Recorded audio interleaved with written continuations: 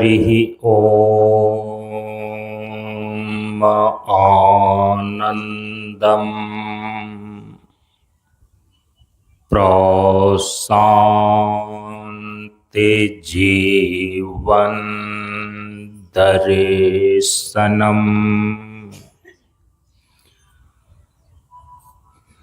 नमो नारायण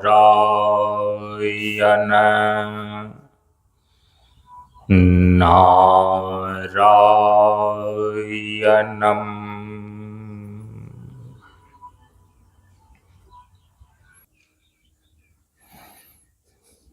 ब्रह्मानन्दं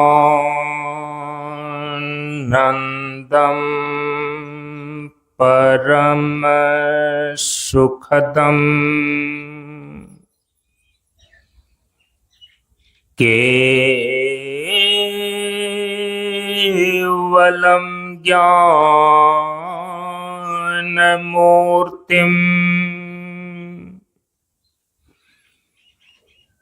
द्वन्द्वातीतं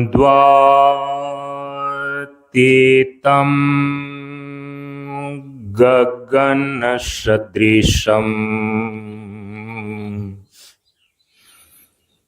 तत्त्वमस्यादिलक्ष्यम्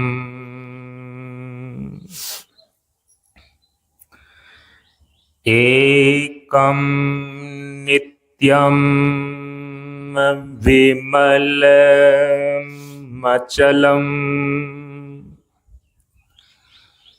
सर्वधि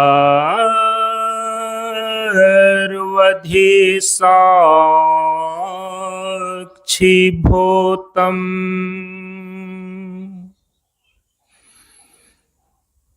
भावातीतम्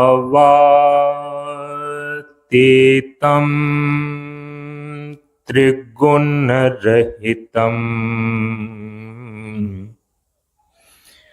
सद्गुरुं तं नमामि।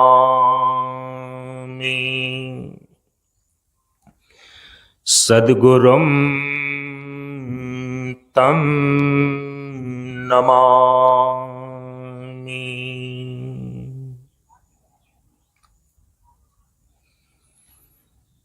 श्री गुरु चरण स्पर्श अनुभूति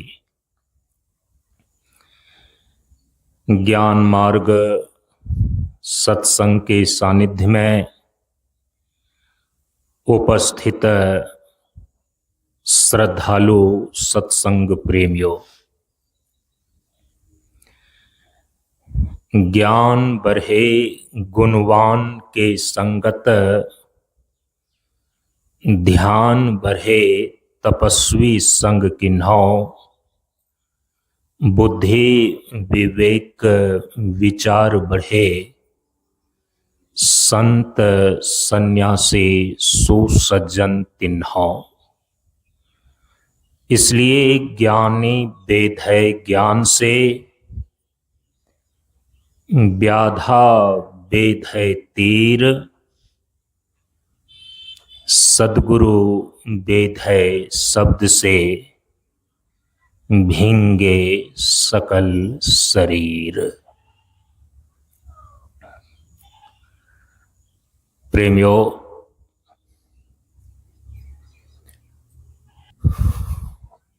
आपने वेद का नाम सुना है।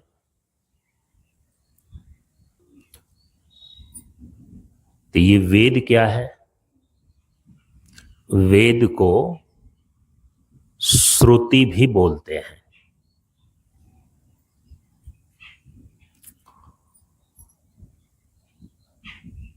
तो ऐसे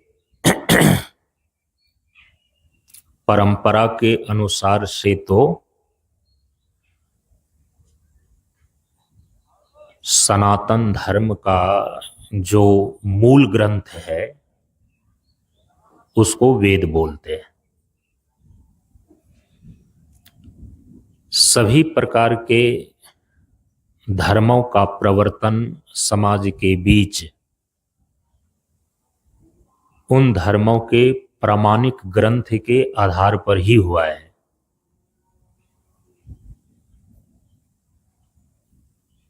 धर्म का जो सैद्धांतिक और व्यवहारिक चीज है, तो उसका तो कोई ना कोई प्रमाण होना चाहिए।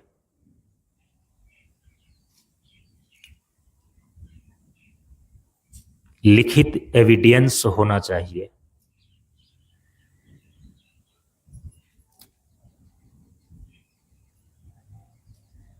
जिस धर्म का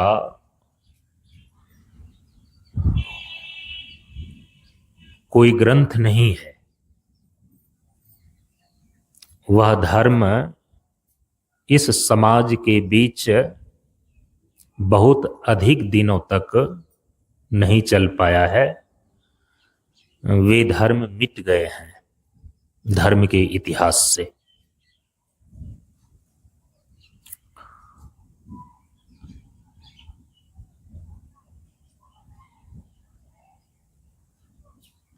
तो किसी भी धर्म और संप्रदाय का, विचारधारा का समाज के बीच में चिरकाल तक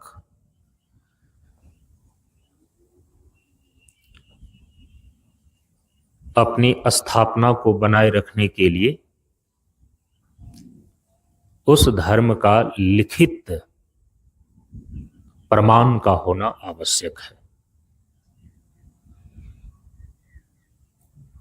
इसीलिए अभी भी इस दुनिया में जितने भी प्रकार के धर्म और संप्रदाय जीवित हैं, समाज के बीच स्थापित हैं, आप देखेंगे कि उसका एक प्रामाणिक ग्रंथ है। उसी के आधार पर उस धर्म संप्रदाय के मानने वालों का, उनके अनुयायियों का सभी प्रकार के जीवन व्यवहार निश्चित होते हैं। तो व्यवहार और दर्शन,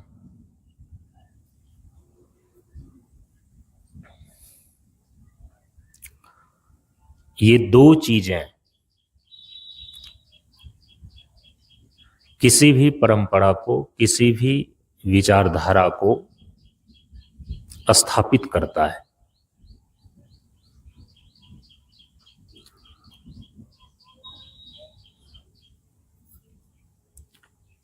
जो व्यवहार मजबूत दार्शनिक पृष्ठभूमि की चलती है, वो व्यवहार कालांतर में समाज के बीच अंधविश्वास का रूप ले लेता है। व्यवहार में जो चीज हम कर रहे हैं, तो उसका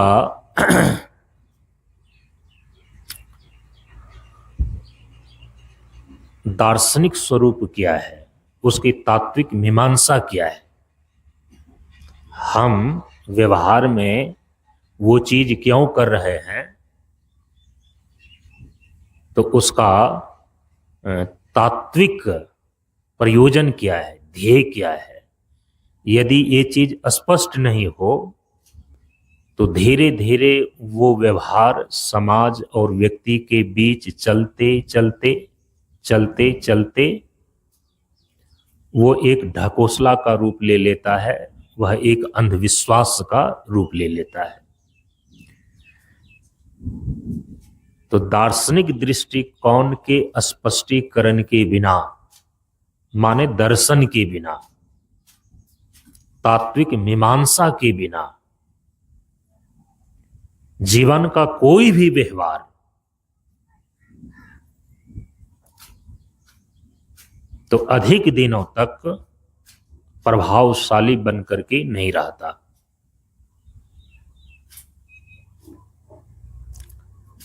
हमें परोपकार करना चाहिए। क्यों करना चाहिए? हमें माता पिता की सेवा करनी चाहिए। क्यों करनी चाहिए? आखिर इसके पीछे दर्शन क्या है? तो ये यदि स्पष्ट नहीं हो, तो फिर व्यक्ति जो हर एक व्यवहार के पीछे क्यों का प्रश्न लगाता है, आप उसका सही और सटीक उत्तर नहीं दे पाएंगे। और फिर प्रमाण के अभाव में, दर्शन के अभाव में, दार्शनिक मीमांसा और विवेचना स्पष्टीकरण के अभाव में कई बार वह व्यवहार जो है या तो आपको अवैज्ञानिक कह करके, रूढ़िवादी कह दिया जाता है, अंधविश्वासी कह दिया जाता है।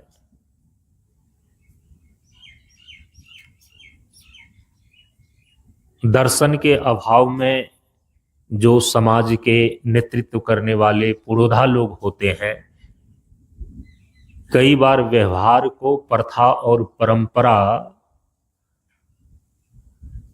का एक अलग ही रूप दे करके,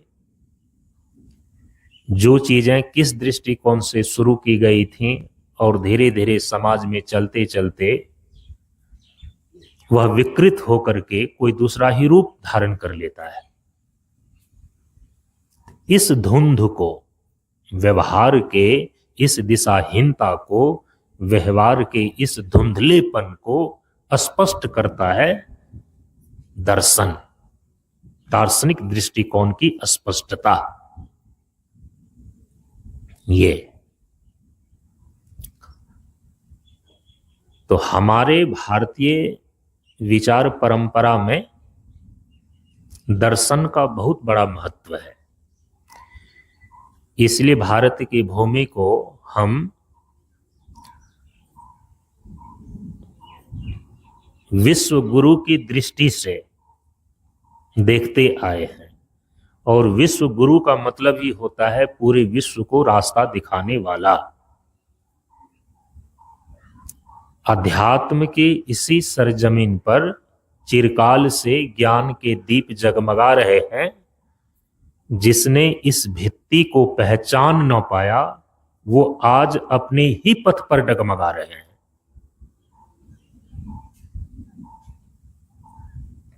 सभी प्रकार की भौतिक और आध्यात्मिक ज्ञान प्राचीन काल से ही, अति प्राचीन काल से ही इसी भारत की भूमि में उद्भूत हुई है।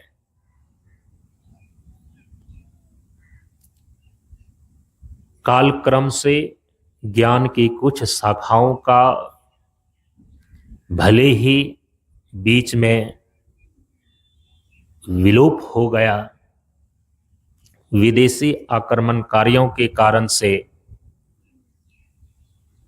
कुछ ज्ञान की शाखाओं के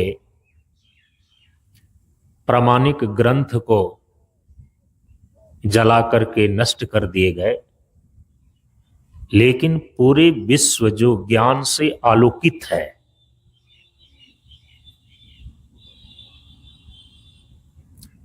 भौतिक ज्ञान और आध्यात्मिक ज्ञान,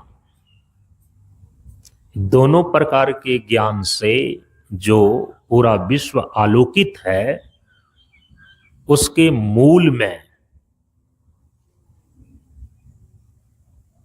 विश्व गुरु भारत ही है। और इनके इस प्रकार से ज्ञान के आलोक का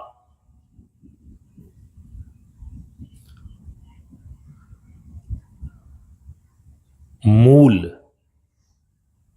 उसकी मौलिकता का आधार भारत होने के पीछे एक ही कारण है, यहाँ का व्यवहार और दर्शन, जीवन का व्यवहार और दर्शन बहुत ही गहन और विशाल रहा है।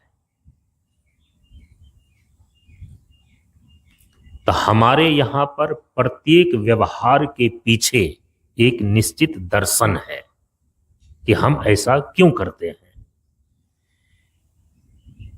यदि भारतीय सनातन परंपराओं के अंदर उपासना के नाम पर हम गाछ वृक्ष की भी पूजा करते हैं,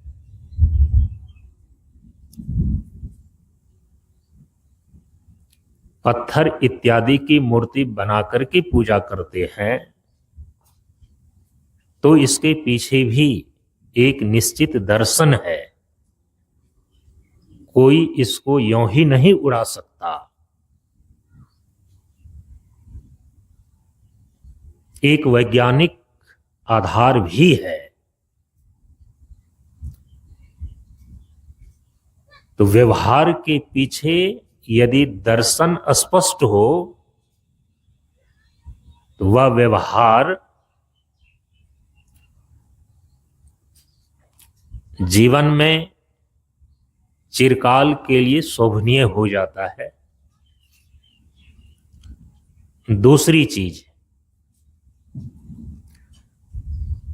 जो दर्शन है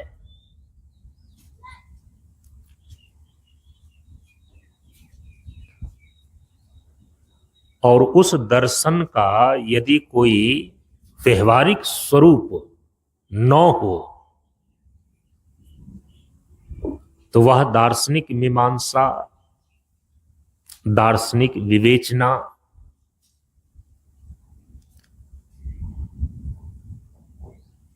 केवल आसमानी बातें रह जाती है।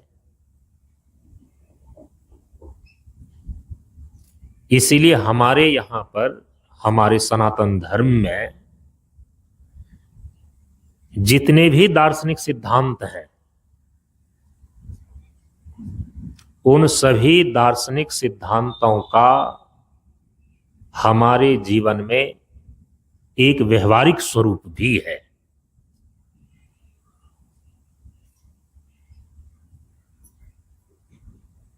उदाहरण के लिए, यदि हम दार्शनिक धरातल पर यह सिद्धांत प्रस्तुत करते हैं, सर्वम खलु इदम ब्रह्मा, यह जो कुछ भी दिखाई दे रहा है यह ब्रह्म ही है,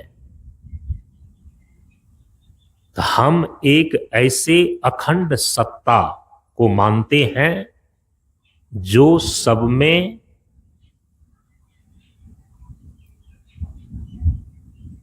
सम रूप से, बराबर रूप से विद्यमान है।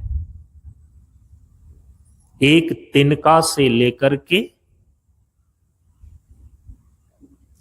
संपूर्ण ब्रह्मांड तक जिस अखंड सत्ता की व्याप्ति है, हम उसको बोलते हैं ब्रह्म। और वो ब्रह्म तत्व जो है परम विभु है। अखिल विश्व के कण कण में जो व्यापक ब्रह्म महान है, उसका चरण दिखाए जो गुरु, उनको कोटि प्रणाम है। तो हम एक अखंड सत्ता को मानते हैं और वो अखंड सत्ता कण कण में विद्यमान है। यह जब हम अपना एक दार्शनिक सिद्धांत रखते हैं, एक दार्शनिक मीमांसा रखते हैं, तो इसका एक व्यवहारिक स्वरूप भी है हमारे यहां पर।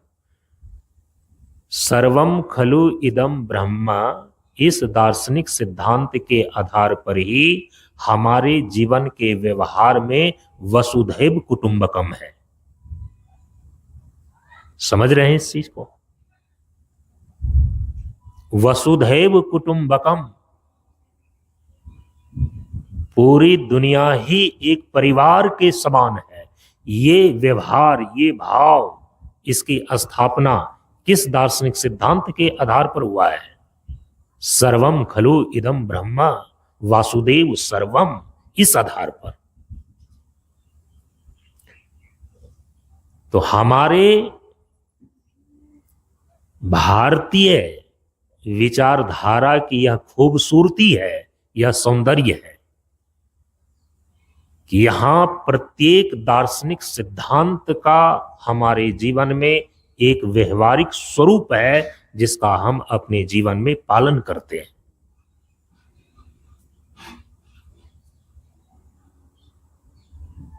यदि संपूर्ण सृष्टि के मूल में दो ही मौलिक अनादि तत्व काम कर रहे हैं, जिसको प्रकृति और ब्रह्म बोलते हैं, वह प्रकृति आदि शक्ति के रूप में और ब्रह्म शक्तिमान के रूप में प्रतिष्ठित है। यदि हम इस प्रकार से एक तात्विक मीमांसा, एक दार्शनिक सिद्धांत निरूपित करते हैं, तो इसी के आधार पर हमारे जीवन के व्यवहार में स्त्री और पुरुष के संबंध को लेकर के जो भाव है,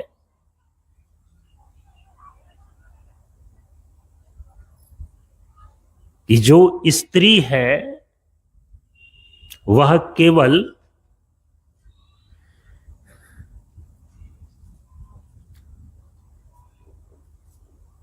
शरीर के आधार पर, लिंग के आधार पर एक भिन्न लिंग मात्र नहीं है,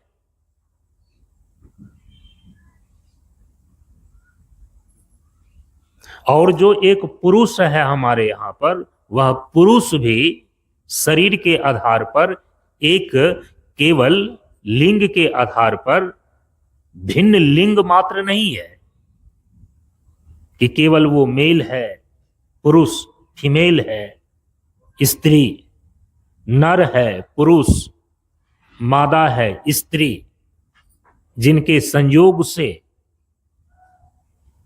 तो बच्चे की उत्पत्ति हो जाती है। हमारा भाव केवल यहीं तक सीमित नहीं है।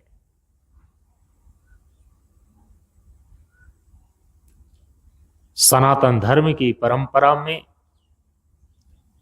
प्रत्येक स्त्री को हम देवी के भाव से देखते हैं, मातृभाव से देखते हैं।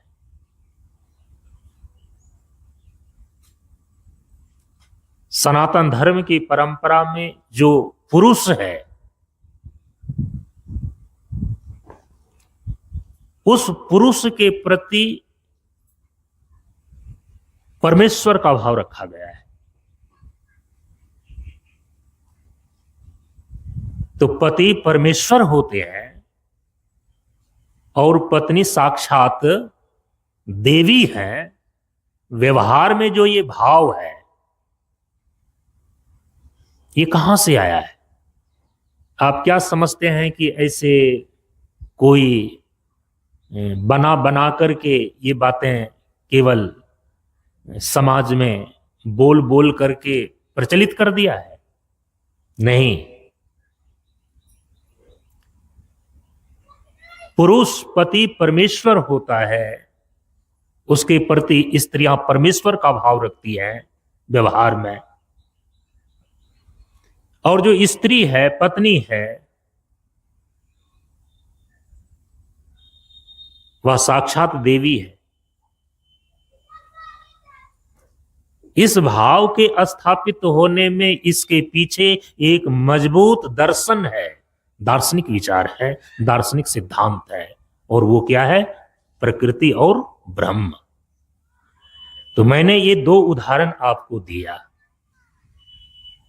ये सनातन धर्म की विचारधारा के अंदर यह खूबसूरती है, कि सौंदर्य है, कि प्रत्येक दार्शनिक सिद्धांत का एक व्यवहारिक स्वरूप है, और हमारे प्रत्येक व्यवहार का उसके पीछे एक निश्चित दर्शन है। जिनका व्यवहार और दर्शन का संबंध इस प्रकार से हो, तो वहीं पर सत्यम शिवम और सुंदरम जीवन में ये प्रकट होता है।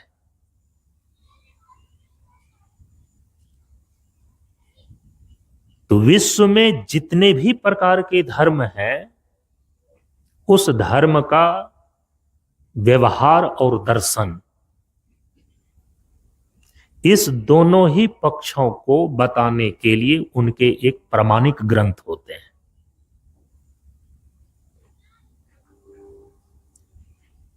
प्रत्येक धर्म और संप्रदाय का एक आचार संहिता है।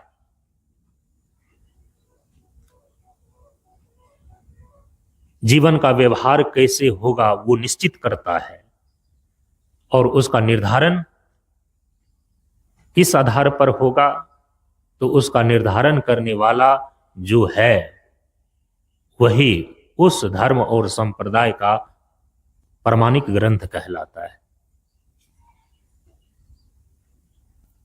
सनातन धर्म तो सनातन ही है। सनातन का अर्थ क्या होता है?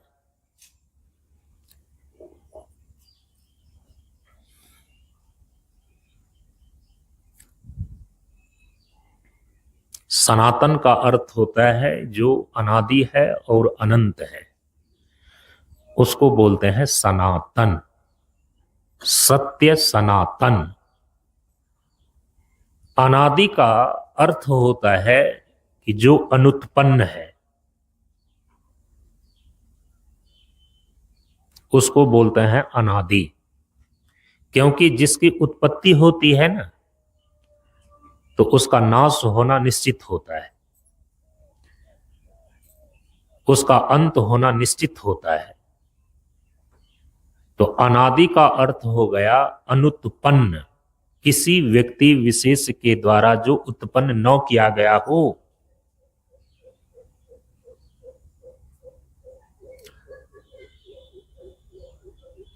अनंत का अर्थ होता है अन जोर अंत। अन माने नहीं, अंत माने नाश।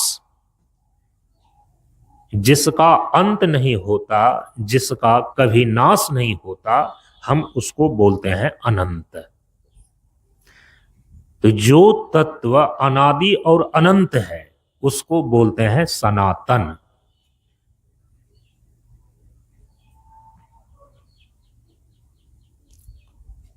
तो सनातन धर्म ये किसी व्यक्ति विशेष के द्वारा किसी काल विशेष में उत्पन्न नहीं किया गया है, शुरू नहीं किया गया है,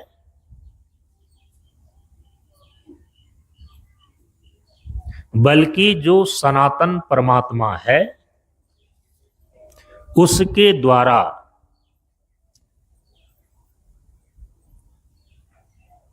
जो सनातन जीवात्मा के लिए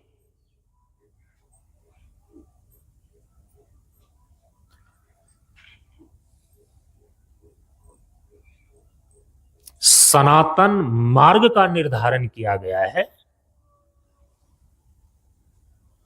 सनातन विधा बतलाई गई है, उसी को बोलते हैं सनातन धर्म।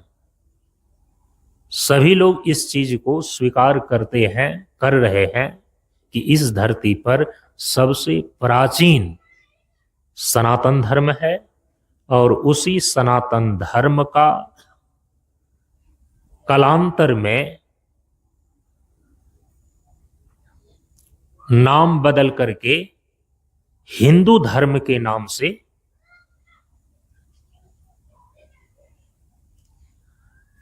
जाना जाने लगा। तो इसीलिए एक शब्द में बोलते हैं सनातन हिंदू धर्म। सनातन हिंदू धर्म तो सनातन है ही, इसकी परंपरा सनातन है ही, इसका तत्व सनातन है ही, कल्याण को प्राप्त करने के लिए सनातन मार्ग है ही। इस सनातन हिंदू धर्म के अतिरिक्त पूरे विश्व में कम से कम 1 दर्जन धर्म अभी समाज के बीच में प्रचलित हैं।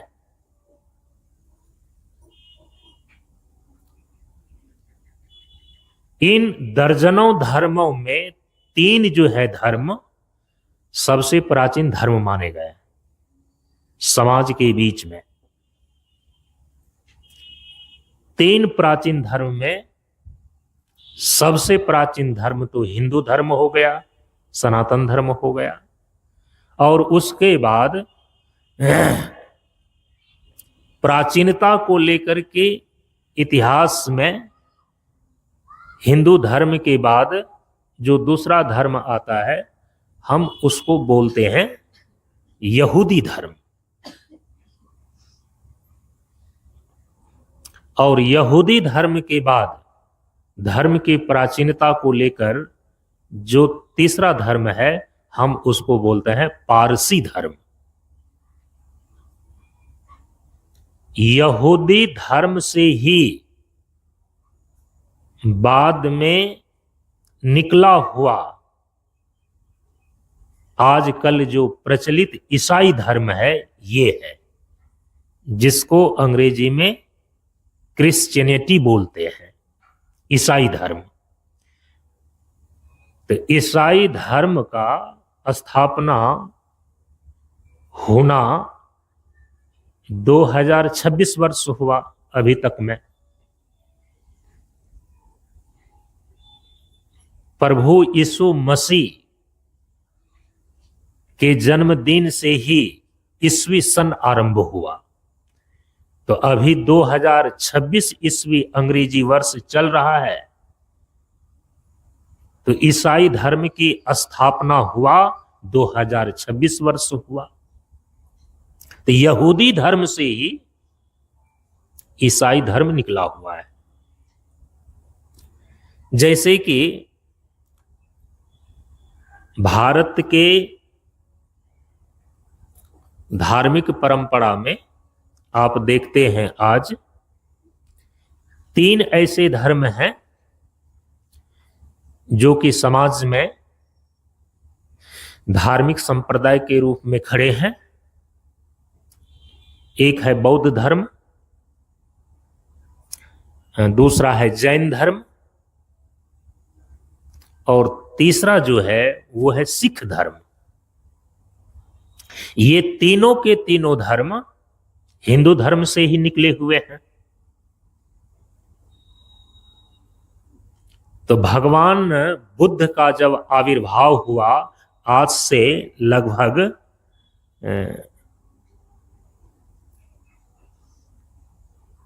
2600 वर्ष पूर्व भगवान बुद्ध का जन्म हुआ। तो बौद्ध धर्म के प्रवर्तक भगवान बुद्ध माने गए हैं। तो बौद्ध धर्म जो समाज में आज प्रचलित है, इनकी स्थापना हुआ 2600 वर्ष हुआ। और यदि आप इतिहास पढ़ करके देखें तो भगवान बुद्ध के जो माता पिता थे, पिता राजा शुद्धोधन, तो उन्हीं के पुत्र गौतम सिद्धार्थ हुआ, जो बाद में बुद्ध बन गए संन्यास धारण करने के बाद। और उनकी विचारधारा को लेकर के समाज में बौद्ध संप्रदाय का प्रणयन हुआ। तो भगवान बुद्ध को जन्म देने वाले जो उनके माता पिता राजा शुद्धोधन थे, राजा शुद्धोधन तो हिंदू ही थे, शाक वंश के राजा थे। तो बौद्ध धर्म भी तो हिंदू धर्म से ही निकला हुआ है 2600 वर्ष पहले। और जिसको आप जैन धर्म बोलते हैं, ये जैन धर्म भी हिंदू धर्म से ही निकला हुआ है। जैन धर्म के जो 24 तीर्थंकर हैं, तो 24 तीर्थंकर में सबसे पहला तीर्थंकर कौन है? भगवान ऋषभदेव। और वो भगवान ऋषभदेव जिसका वर्णन श्रीमद् भागवत महापुराण में किया गया है। हमारे यहां पर जो भगवान विष्णु के 24 अवतार हैं, तो भगवान विष्णु के 24 अवतार में एक ऋषभदेव अवतार भी है। तो जैन धर्म के जो प्रथम तीर्थंकर, वे लोग खुद मानते हैं कि भगवान ऋषभदेव हैं। और वो भगवान ऋषभदेव तो हिंदू धर्म की परंपरा में, सनातन धर्म की परंपरा में जो भगवान विष्णु के 24 अवतार हैं, उन्हीं 24 अवतार में द्वापर के अंत में लेने वाले, द्वापर युग में ही भगवान विष्णु के एक ऋषभ अवतार हुआ है।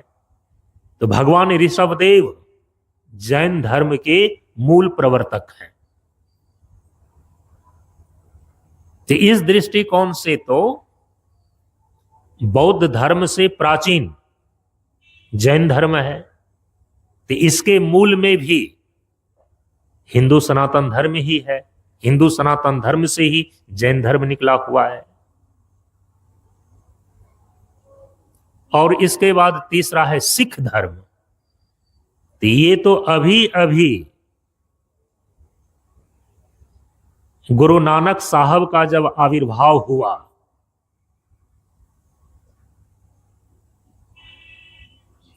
लगभग 550-600 साल पहले, तो हिंदू का ही एक समूह जो उस समय हिंदू धर्म की रक्षा के लिए ही अलग हुए, आज उसका नाम सिख पड़ गया है। तो सिख धर्म की स्थापना करने वाले गुरु नानक साहब, जिनका आविर्भाव 550-600 साल पहले हुआ, तो सिख धर्म की स्थापना हुआ तो 550-600 साल हुए हैं। तो जिस प्रकार से अभी आप देख रहे हैं कि हिंदू धर्म से ही निकला हुआ बौद्ध धर्म, जैन धर्म और सिख धर्म है, ये तीनों धर्म अभी समाज में हिंदू धर्म से बिल्कुल आचार विचार को लेकर, अपने दार्शनिक दृष्टिकोण को लेकर वो अलग दिख रहे हैं, लेकिन उसका मूल हिंदू धर्म ही है। वैसे ही पश्चिम के देशों में जो यहूदी धर्म है, पारसी धर्म है, शिंतो धर्म है, ताओ धर्म है,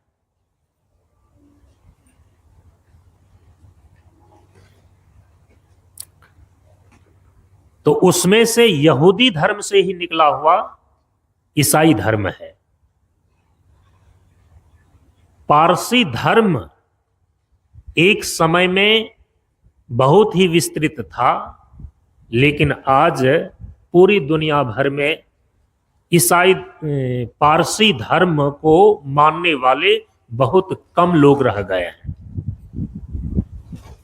तो प्रत्येक धर्म समाज के बीच स्थापित हो पाता है अपने प्रामाणिक ग्रंथों के आधार पर।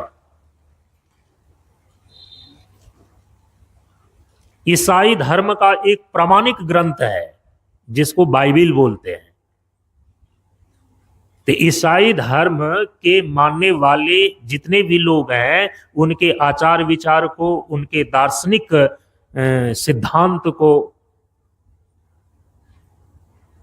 उसमें यदि किसी भी प्रकार का विवाद होता है, यदि किसी प्रकार का कोई उसमें संदेह की स्थिति आती है, तो ईसाई धर्म के लोगों को व्यवहार और दर्शन, इस दोनों को बतलाने वाला कौन होगा? ईसाई धर्म के जो पादरी होते हैं, उनके गुरु जो पोप होते हैं, वो तो ईसाई धर्म का जो मूल ग्रंथ बाइबिल है, उसी बाइबिल की शिक्षा को देने के लिए होते हैं।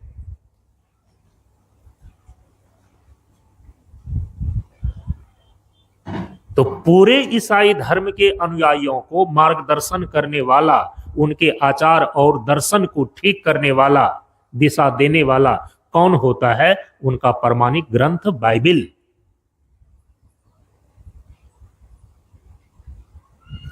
अच्छा, अभी पूरी दुनिया में जो इस्लाम धर्म प्रचलित हुआ है,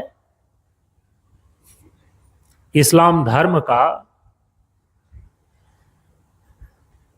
स्थापना हुए जो मोहम्मद साहब के द्वारा इस्लाम धर्म की स्थापना हुई, मात्र 1300 वर्ष हो रहे हैं।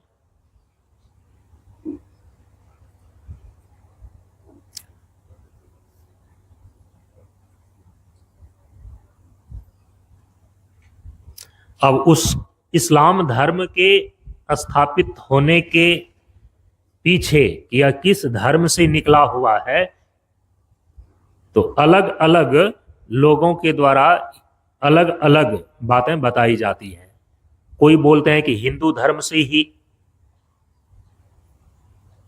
कट्टरता को लेकर के निकले हुए, सनातन धर्म के विरुद्ध में खड़े हुए इस्लाम धर्म है। कोई कहते हैं यहूदी धर्म से ही कट्टरता को लिए हुए पूरी दुनिया में रक्तपात मचाने के लिए जो एक धर्म अलग हुआ उसका नाम इस्लाम धर्म पड़ा। खैर जो भी हो, लेकिन आज पूरी दुनिया में एक अलग ही धर्म के रूप में इस्लाम धर्म स्थापित है, जिनके स्थापक मोहम्मद साहब हुए और इनकी स्थापना हुआ मात्र 1300 वर्ष हुआ है। अब जो इस्लाम धर्म को मानने वाले अनुयायी हैं, उनके लोग हैं, उनके आचार विचार को, उनके दार्शनिक सभी चीजों को मार्गदर्शन करने वाला कौन है? तो अब इस्लाम धर्म के जो मौलवी हैं, जो मुल्ला हैं, वो तो केवल इस्लाम धर्म का जो एक प्रमाणिक ग्रंथ है कुरान, उस कुरान की आयतों को समझाने वाले हैं कि उसमें क्या क्या बातें बताई गई हैं। तो जो मौलवी और मुल्ला हैं इस्लाम धर्म के अंदर, वो तो इस्लाम धर्म का एक प्रमाणिक ग्रंथ कुरान है, उस कुरान के आधार पर इस्लाम मानने वाले लोगों के आचार विचार को और उनके दार्शनिक सिद्धांतों को समझाने वाले होते हैं। लेकिन इस्लाम धर्म की जो परंपरा चल रही है समाज के बीच में, वो अपने प्रमाणिक ग्रंथ कुरान के आधार पर चलता है। इसी प्रकार से जो समाज में जैन धर्म है, तो जैन धर्म का भी एक प्रमाणिक ग्रंथ है, जिसके आधार पर जैनी लोगों के आचार विचार और दार्शनिक सिद्धांत निश्चित होते हैं।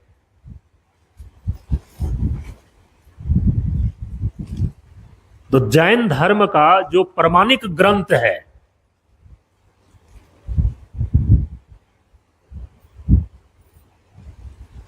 चौबीस तीर्थंकरों की वाणी को संग्रहित किया गया। तो तीर्थंकर की जो संग्रहित वाणी है, वही जैन धर्म का प्रमाणिक ग्रंथ माना गया और उसी के आधार पर जैन संप्रदाय चलते हैं। जो बौद्ध धर्म है, बौद्ध धर्म का भी एक प्रमाणिक ग्रंथ है जिसका नाम है त्रिपिटक। भगवान बुद्ध की शिक्षाओं को 3 भाग में संग्रहित किया गया, 3 पिटारियों में उसको रखा गया, 3 भागों में उसको संग्रहित किया गया, जिसको त्रिपिटक कहा गया। और उसी त्रिपिटक के आधार पर बौद्ध धर्म के सारे आचार विचार और दार्शनिक सिद्धांत निश्चित होते हैं। ठीक उसी प्रकार से जो सनातन धर्म है, तो सनातन हिंदू धर्म का भी जो सबसे अति प्राचीन धर्म हिंदू सनातन धर्म है, इसका भी एक प्रामाणिक ग्रंथ है। इसी प्रामाणिक ग्रंथ का नाम है वेद। तो जो हिंदू सनातन धर्म के लोग हैं, हिंदू सनातन धर्म को मानने वाले लोग हैं, इनके आचार विचार को, आचार व्यवहार को और इनके सभी प्रकार के दार्शनिक सिद्धांत को बताने वाला, मार्गदर्शन करने वाला, प्रतिपादित करने वाला जो ग्रंथ है, प्रमाणिक ग्रंथ है, हम उसी को वेद बोलते हैं।